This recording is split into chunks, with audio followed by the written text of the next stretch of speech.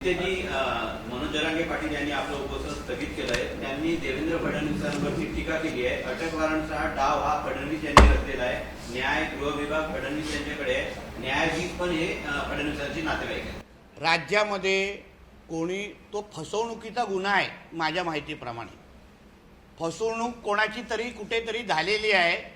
त्या अनुसार कायद्याच्या अनुसार तो गुन्हा दाखल झालेला आहे. राज्यात आणि देशात कोणीही कोणाची फसवणूक केली तर त्या संबंधित कायदे आणि नियम आहेत. मग त्याच्यामध्ये गृहमंत्री आणि एका व्यक्तीचा कधीच कुठं हात नसतो. म्हणून फसवणूक का झाली, कोणी केली ह्याचा पहिला तपास होईल आणि मग त्या संबंधित कारवाई होईल. त्यासाठी घाबरण्याची गरज नाही. अगर फसवणूक केली नसेल तर 13 ऑगस्टपर्यंत परत डेडलाईन दिली आहे सरकारने. कोणी मी बघितलं नाही हो. आता मग त्यांनी नेमकं काय तिथे बसून केलेलं आहे. जोपर्यंत आमचा समाज बांधव, मराठा समाज बांधव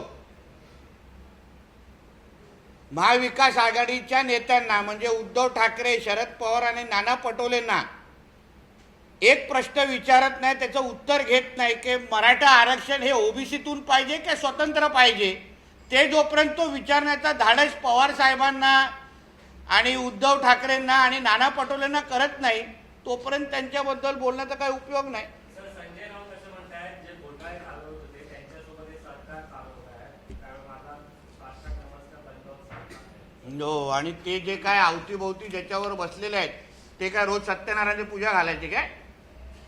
हा, घोटाळ्याचे आरोप होणं म्हणजे घोटाळा करणं नाही. पण ते जे काय मांडीला मांडी लावून जो तो बसतो हा आणि रात्रीची 90 मारतो, त्यांनी काय सत्यनारायणची पूजा केलेली आहे काय?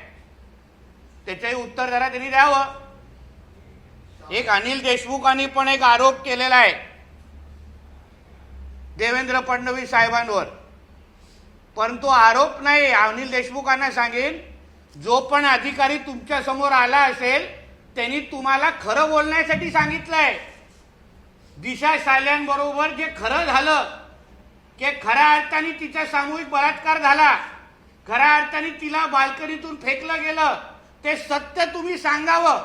हे सत्य तुम्हाला सांगायला सांगितलेलं आहे, आरोप करायला सांगितलं नाही. कारण का तेव्हा तुम्ही गृहमंत्री होते, तेव्हा तुम्ही मुख्यमंत्रीच्या मुलाला लपवण्यासाठी दिवस रात्र तुम्ही लोकांनी एक केलेला. म्हणून तुमच्याकडे असलेली जी खरी माहिती आहे तीच सांगण्यासाठी सांगितलेली आहे, वेगळं काही सांगायला सांगितलेलं नाही.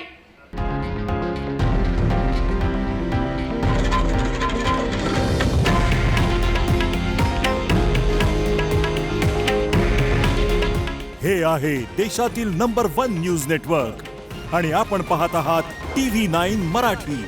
काळजी तुमची, हित महाराष्ट्राचं.